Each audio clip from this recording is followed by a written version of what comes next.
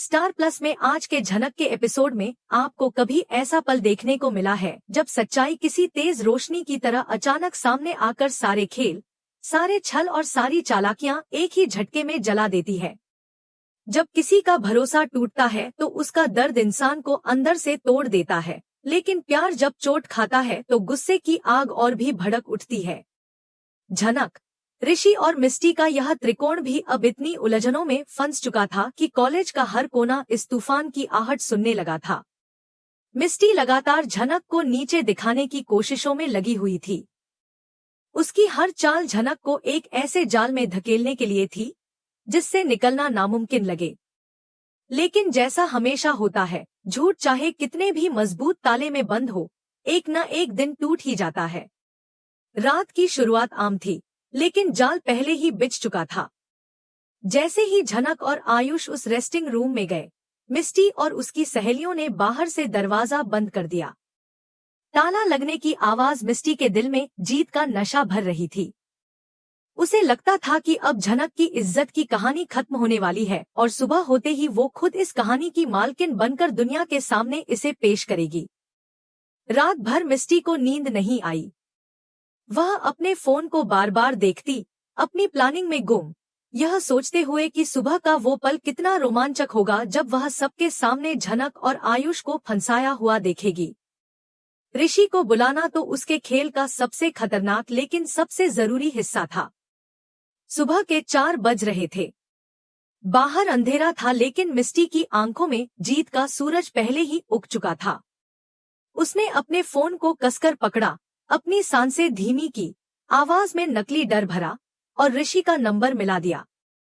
ऋषि जैसे ही फोन पर आया, मिस्टी ने नाटकीय अंदाज में बताया कि झनक और आयुष पूरी रात एक ही कमरे में बंद थे। 5 शब्द, पूरी रात एक ही कमरे में, ऋषि के दिल में किसी चिंगारी की तरह गिरे। वह जो बाहर से अदिति का मंगेतर था लेकिन अंदर से झनक की मोहब्बत में खोया था, एक पल में टूट गया। उसे लगा कि उसका दिल, उसका भरोसा और उसकी मोहब्बत उसके ही सामने किसी और के साथ बिखर गई। गुस्सा, जलन, दर्द, तीनों एक साथ उसके सीने में धधक उठे। उसने बिना किसी देर के कपड़े पहने, चाबी उठाई और जीप स्टार्ट कर दी। रास्ते में वो जितना गुस्से में था उतना ही डरा हुआ भी था, कहीं जो वो सुन रहा है वो सच ना हो। उधर मिस्टी अपने झुंड के साथ डीन के ऑफिस पहुंच चुकी थी। उसका आत्मविश्वास आसमान छू रहा था।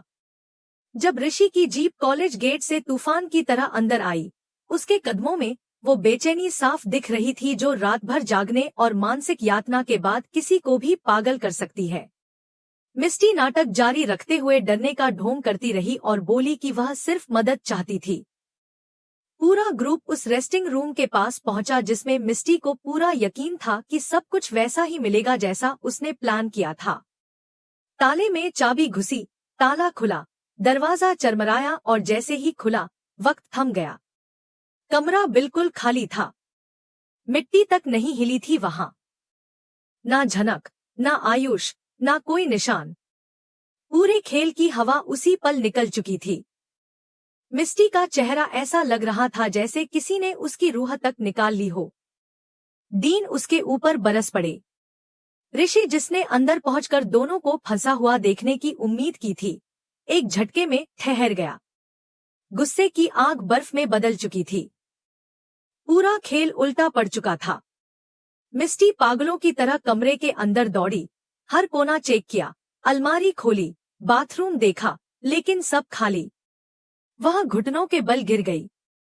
उसकी दुनिया वहीं खत्म हो चुकी थी। लेकिन झनक और आयुष का गायब होना कोई चमत्कार नहीं था। यह किसी और का प्लान था, देव का, जो आयुष का सीनियर और सबसे भरोसेमंद दोस्त था। जैसे ही रात को दरवाजा बाहर से लॉक होने की आवाज आयुष ने सुनी, उसे समझ आ गया कि यह कोई बड़ी साजिश है। उसने तुरंत देव को फोन किया। देव का दिमाग किसी तेज कंप्यूटर की तरह चलता था। उसने पल भर में समझ लिया कि यह मिस्टी का प्लान है। वह 15 मिनट में कॉलेज पहुंच गया। पीछे का गेट बंद था, गार्ड सो रहा था, लेकिन देव ने बिना सोचे दीवार फांद ली।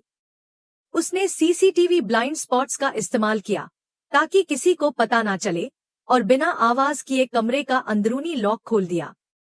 उसने आयुष को इशारा किया और दोनों ने मिलकर नशे में बेसुध पड़ी झनक को उठाया, उसे कंधे पर रखा और उसी ब्लाइंड स्पॉट से बाहर निकाल लिया।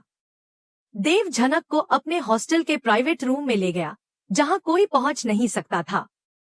उसने झनक को पानी पिलाया, उसे सुरक्षित रखा और आयुष को भी अलग कमरे में सुला दिया ताकि सुबह कोई शक भी ना कर सके।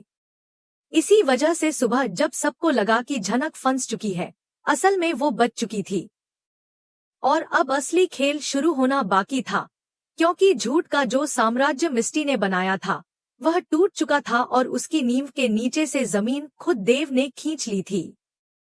अब बाकी था ऋषि की आंखों में खुलने वाला तूफान और झनक की मासूमियत के उजाले में उजागर होने वाली मिस्टी की असलियत, जिसकी शुरुआत अभी बस हुई थी। देव जब दीवार फांदकर कैंपस के अंदर आया था तो उसके दिमाग में बस एक ही बात गूंज रही थी कि अगर देर हुई तो झनक और आयुष दोनों बर्बाद हो जाएंगे। वह दौड़ते दौड़ते रेस्टिंग रूम के दरवाजे तक पहुंचा और एक हल्की सी दस्तक दी। अंदर से आयुष की घबराई हुई आवाज सुनाई दी, जैसे उसकी सांसें ही कांप रही हों। देव ने बाहर लगे ताले को देखा, फिर हल्के से मुस्कुराया। एक मामूली ताला, जो उसके लिए किसी खिलौने से ज्यादा कुछ नहीं था।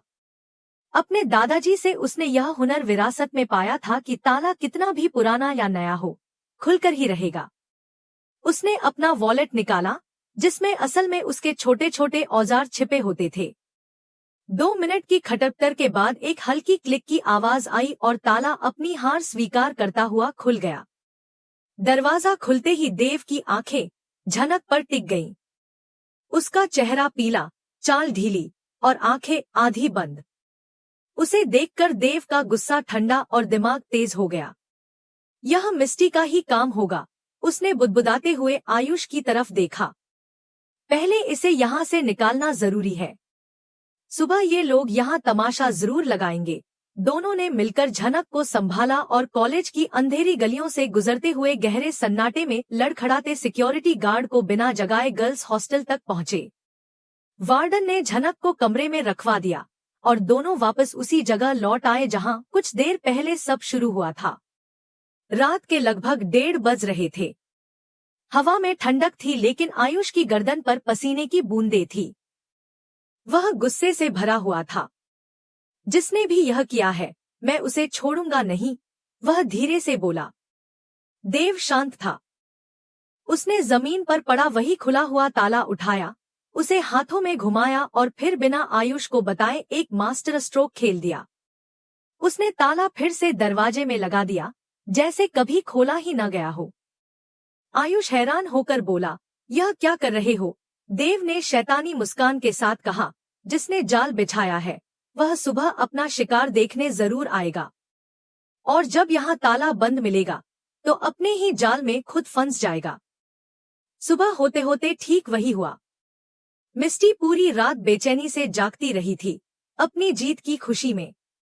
उसे लगा था सुबह जब दरवाजा खुलेगा तो झनक की जिंदगी खत्म हो जाएगी, लेकिन उसने सोचा भी नहीं था कि उसी दरवाजे पर उसकी खुद की हार उसकी प्रतीक्षा कर रही है।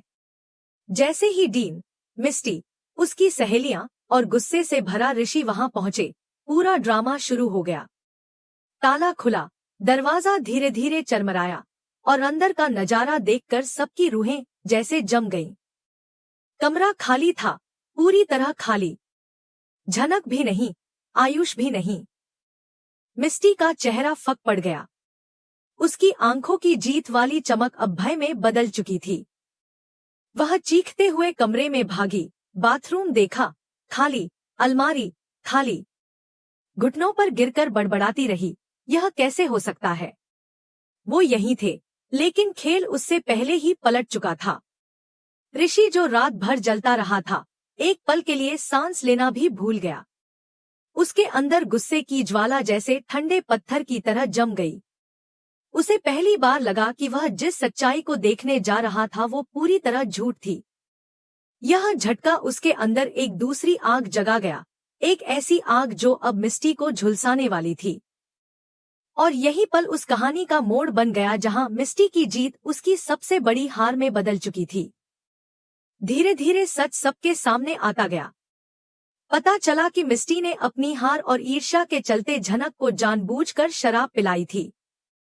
उसका इरादा झनक की बदनामी करवाने का था, और जब यह सच ऋषि के कानों तक पहुंचेगा तब उसका गुस्सा 7वें आसमान पर जाना तय था।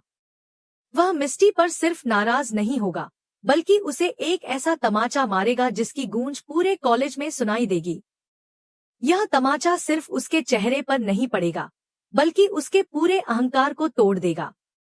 इसी बीच कहानी आयुष और ऋषि के टकराव की तरफ मुड़ती है। जैसे ही ऋषि को पता चलता है कि झनक पूरी रात आयुष के साथ कमरे में बंद थी, उसका खून खौल उठता है। वह बिना कुछ सोचे आयुष का कॉलर पकड़ लेता है और चिल्लाता है, तुम्हारी हिम्मत कैसे हुई झनक को अपने साथ ले जाने की। आयुष बार बार समझाता रहा कि उसने कुछ गलत नहीं किया, बल्कि पूरी रात झनक को बचाता रहा। पर ऋषि सुनने के मूड में नहीं था। उसे बस एक ही बात दिख रही थी कि आयुष झनक के पास क्यों था। तभी झनक आती है। उसकी आंखें सूजी हुई, चेहरा अभी भी थोड़ा थका हुआ। वह हिम्मत जुटाकर कहती है कि आयुष की कोई गलती नहीं है, उसने उसे बचाया था। लेकिन ऋषि को लगता है कि झनक आयुष का पक्ष ले रही है और इससे उसका गुस्सा और बढ़ जाता है। तभी सच सामने आता है कि मिस्टी ने झनक को ड्रिंक दी थी। यह सुनकर झनक और भी टूट जाती है। वह मिस्टी के सामने हाथ जोड़कर कहती है, दीदी हमने कुछ नहीं किया, हमें क्यों फंसाया। लेकिन मिस्टी अब खुद अपने बनाए तूफान में बह चुकी थी। इसी बीच एक और बड़ा खुलासा सामने आता है। अदिति को बड़ो माँ बताती है कि कैसे झनक की शादी पहले श्रीनगर में गुंडे तेजस से तय की गई थी और कैसे वह वहां से भागकर अनिरुद्ध से टकराई। यह सुनकर अदिति के पैरों तले जमीन खिसक जाती है। उसके अंदर पहली बार झनक के लिए थोड़ी हमदर्दी पैदा होती है। लेकिन कहानी यहाँ रुकने वाली नहीं। आगे अनिरुद्ध, अदिति, ऋषि, झनक सबकी जिंदगी एक नए मोड़ पर पहुंचने वाली है। पूरा कॉलेज इस बात से हिल चुका था। झनक के नशे में हुए बवाल से लेकर मिस्टी की चाल और देव की प्लानिंग तक हर पल ने कहानी को नए मोड़ दिए। यही नहीं, पूरा एपिसोड झनक के लिए भावनात्मक तूफान था। जहां उसकी इज्जत पर सवाल उठे, वहीं उसकी सच्चाई ने उसे बचा भी लिया। आखिरी में नैरेशन गूंजता है, कभी कभी जिस दरवाजे को आप अपनी जीत समझकर बंद करते हैं, वही दरवाजा आपकी बर्बादी का रास्ता बन जाता है।